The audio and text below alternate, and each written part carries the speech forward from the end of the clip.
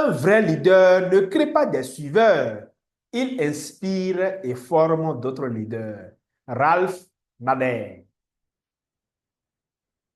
En 1994, un homme d'affaires visionnaire prenait sous son aile un jeune employé au potentiel prometteur.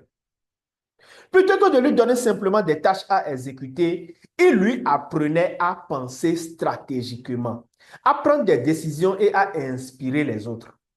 Cet employé s'appelait Tim Cook et l'homme en question était Steve Jobs. Des années plus tard, lorsque Jobs a quitté Apple, Cook était prêt à prendre le relais. Pourquoi?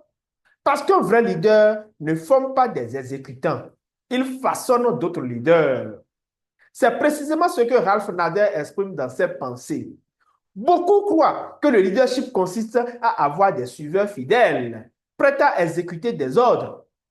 Mais un leadership véritable ne se mesure pas au nombre de personnes qui suivent, mais à la capacité d'inspirer et d'élever les autres. Les plus grands leaders ne cherchent pas à accumuler du pouvoir, mais à le partager. Regardons les figures historiques qui ont marqué leur époque. Nelson Mandela, au lieu de régner en maître après son combat contre l'apartheid, a encouragé une génération entière à construire une nation arc-en-ciel. Martin Luther King Jr. n'a pas simplement lutté pour les droits civiques, il a inspiré des milliers de personnes à prendre le relais et à poursuivre son combat. Alors, comment appliquer cette pensée dans notre quotidien? D'abord, en changeant notre vision du leadership. Être un leader, ce n'est pas occuper un poste de pouvoir, mais cultiver l'impact que nous avons sur les autres.